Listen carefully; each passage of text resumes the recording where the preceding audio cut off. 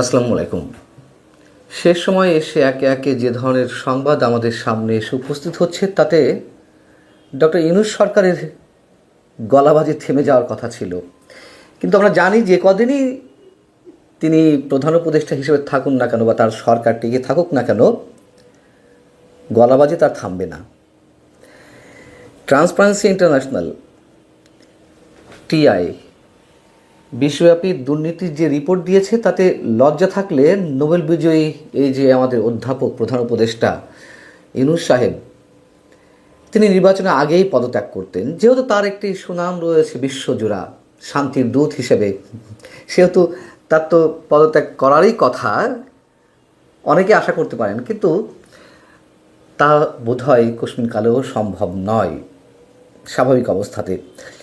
2025-এর দুর্নীতির ধারণা সূচক রিপোর্টে, টিআইয়ের রিপোর্টে, শ্রীলঙ্কা, নেপাল, লাওস, ভিয়েতনামের মতন দেশগুলো ডিজিটাল ব্যবস্থা এবং কঠোর বিচারিক পদক্ষেপের মাধ্যমে দুর্নীতি নিয়ন্ত্রণে তারা বেশ এগিয়েছে। অথচ বাংলাদেশ সেখানে ব্যর্থ হয়েছে। শ্রীলঙ্কা বাংলাদেশের চেয়ে, মানে আগের চেয়ে, শ্রীলঙ্কা তার আগের অবস্থান থেকে 3 পয়েন্ট বেশি স্কোর পেয়েছে। এই শ্রীলঙ্কাতেই তো আমরা দেখলাম গণ অভ্যুত্থানের ঘটনা। নেপালেও জেনজিদের যে সফল আন্দোলন, সব কিছুই বাংলাদেশে ঘটেছে। কিন্তু দুর্নীতি, অনিয়ম সব কিছুকে ছাড়িয়ে গেছে বাংলাদেশ। শুধুমাত্র ডক্টর মোহাম্মদ ইউনূস, তার উপদেষ্টা পরিষদের যে সদস্যরা এবং কিছু তরুণ মিলে বাংলাদেশের গলা টিপে ধরেছে। দুর্নীতির ধারণা সূচকে বাংলাদেশ এবার 100-র মধ্যে 24 পয়েন্ট পেয়ে বিশ্বে নিচের দিক থেকে 13তম অবস্থানে রয়েছে, যা আগের বছরের তুলনায় এক ধাপ কম। এটি প্রকাশ করা হয়েছে এই রিপোর্টে 2025-এর কার্যাবলী নিয়ে। কিন্তু 24-এর তুলনায় আরও এক ধাপ কম এসে অবনয়ন ঘটেছে। তাহলে 24-এর অর্ধেকটা সময় তো শেখ হাসিনা সরকার ছিল, তাই না? আর 25-এর পুরোটা জুড়ে ইউনূস সরকার। এই রিপোর্ট প্রকাশের সময় টিআইবির নির্বাহী পরিচালক ডক্টর ইফতেখারুজ্জামান, তিনি যে বক্তব্য তুলে ধরেছেন তা হচ্ছে এরকম যে এটি, অর্থাৎ বাংলাদেশ প্রসঙ্গে যে রিপোর্টটি উপস্থাপন করা হয়েছে, সেটি মূলত একটি হারানো সুযোগের চিত্র। একদিকে জুলাই আন্দোলনের মাধ্যমে চোরতন্ত্রের পতনের ইতিবাচক মূল্যায়ন পাওয়া গেছে, অন্যদিকে সংস্কার প্রক্রিয়ার ধাক্কা, মাঠ পর্যায়ে দুর্নীতির স্থায়িত্ব এবং স্বচ্ছ ও জবাবদিহিমূলক শাসনের ঘাটতির কারণে সামগ্রিক মূল্যায়ন নেতিবাচক রয়ে গেছে।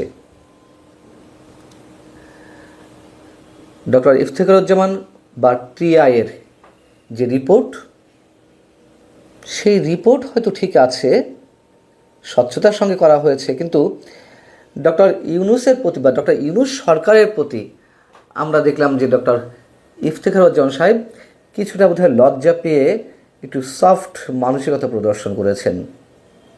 তিনি আওয়ামী লীগকে বলছেন, আওয়ামী লীগের শাসনকে বলছেন ঠিকই চোরতন্ত্র, কিন্তু ইউনূস সরকার সম্পর্কে তিনি খানিকটা হালকাভাবে তুলে ধরেছেন তার বক্তব্যকে। হতেই পারে তিনি ইউনূস সরকারের খুব ঘনিষ্ঠ জন হিসেবে কাজ করেছেন এবং দুর্নীতি দমন কমিশন, দুদক সংস্কার কমিশনের প্রধান হিসেবে কাজ করেছেন। সেই হিসেবে সেই জায়গা থেকে তার হয়তো একটু চক্ষু লজ্জা আছে, এই কারণেই তিনি একটু ঘুরিয়ে ফিরিয়ে মন্তব্যগুলো করেছেন ইউনূস সরকার সম্পর্কে। এই রিপোর্ট অনুযায়ী বাংলাদেশ দক্ষিণ এশিয়ার 8টা দেশের মধ্যে সর্বনিম্ন অবস্থানে। বৈশ্বিকভাবে 180 দেশের মধ্যে বাংলাদেশ রয়েছে সর্বনিম্ন কুইন্টালে, অর্থাৎ 150তম অবস্থানে, যা দুর্নীতি নিয়ন্ত্রণ হারানো দেশগুলোর কাতারে নিঃসন্দেহে বাংলাদেশ। মানে নিয়ন্ত্রণ হারিয়েছে দুর্নীতি দমনের ক্ষেত্রে, নিয়ন্ত্রণের ক্ষেত্রে।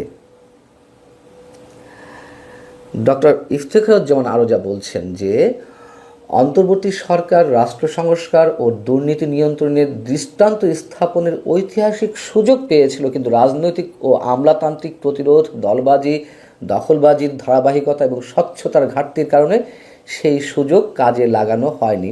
তাহলে শেখ হাসিনা সরকারের কী দোষ ছিল? নিঃসন্দেহে শেখ হাসিনা সরকারের 15.5 বছর অস্বাভাবিক পরিমাণ দুর্নীতি হয়েছে, এটা তো সত্য। কিন্তু শেখ হাসিনা সরকারের বিরুদ্ধে মানুষ যেভাবে ক্ষুব্ধ হয়ে উঠেছিল, মানুষের জীবনে নাভিশ্বাস উঠেছিল, দুটি কারণেই তো, দুর্নীতি আর বছরের পর বছর নির্বাচন না দেওয়া।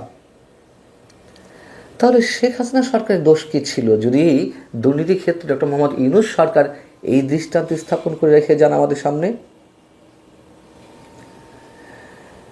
2012 থেকে 2025 সময়কালে বাংলাদেশের গড় স্কোর ছিল টিআইয়ের রিপোর্ট অনুযায়ী 26। খেয়াল করুন, 2012 থেকে 2025 সময়কালে, মানে শেখ হাসিনা সরকারের যে 15.5 বছরের শাসন, তাতে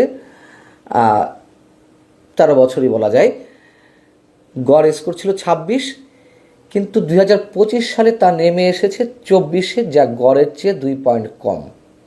24-এ যৌথ প্রযোজনায় দেশ পরিচালিত হয়েছে শেখ হাসিনা সরকার আর ডক্টর ইউনূস সরকার। এমনকি আওয়ামী লীগ সরকারের সময় 2017-তে 28 পর্যন্ত স্কোর অর্জন হয়েছিল আওয়ামী লীগের।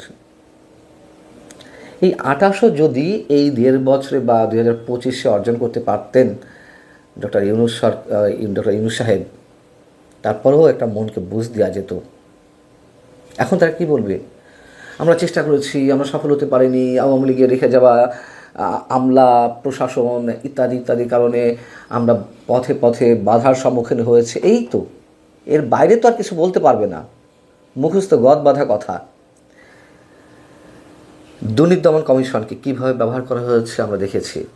সংস্কার রিপোর্ট যেটি দেওয়া হয়েছিল, সেখানে যা সুপারিশ করা হয়েছিল, কিছুই তো বাস্তবায়ন করা হয়নি, বরং একইভাবেই দুদককে রাজনৈতিকভাবে কাজে লাগানো হয়েছে। আমরা দেখেছি দুদক থেকে এমন এমন মামলা দেওয়া হয়েছে, মানে হাস্যকর আমাদের সামনে, একদিকে হাস্যকর আর একদিকে উদ্বেগজনক। সাংবাদিক আনিস আলমগীরের বিরুদ্ধেও পরবর্তীতে দুদক থেকে একটি মামলা দায়ের করা হলো, অথচ যেখানে সরকারি উপদেষ্টা থেকে শুরু করে উপদেষ্টাদের পিএস, এপিএস সহ সরকারি কর্মকর্তাদের বিরুদ্ধে নানান ধরনের দুর্নীতি অভিযোগ।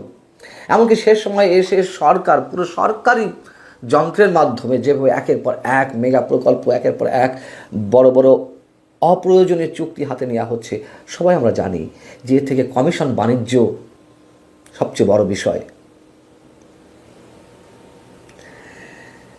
কারোর বিরুদ্ধে কোনো ব্যবস্থা নেওয়া হয়নি। দুর্নীতি যে রাঘব বোয়ালরা সম্পূর্ণভাবে তো ধরাছোঁয়ার বাইরে রয়ে গেছে। প্রশাসনে যেভাবে হরিলুট চলেছে এবং দুর্নীতির বিরুদ্ধে যে গণমাধ্যম তথ্য প্রকাশ করবে, বিভিন্ন ধরনের রিপোর্টিং প্রকাশ করবে অনুসন্ধানীমূলক, সেখানেও তো টুটি চেপে ধরা হয়েছে। সেলফ সেন্সরশিপের মধ্যে চলে গেছে সব ধরনের গণমাধ্যম। কথা বলার সাহস পায়নি। কথা বলতে গেলেই আমাদের মতো অনেককে জেলে পড়েছে, অনেককে হুমকি দেওয়া হয়েছে, অনেক গণমাধ্যম দখল করে নেওয়া হয়েছে। এই ইউনূস সরকারের কর্তা ব্যক্তিদের বা পেছন থেকে যারা চালাচ্ছে সরকার, তাদের ইন্ধনে 1.5 বছর ধরে শুধু গলাবাজিই শুনে গেছি আমরা, এত চাপাবাজি। সম্ভবত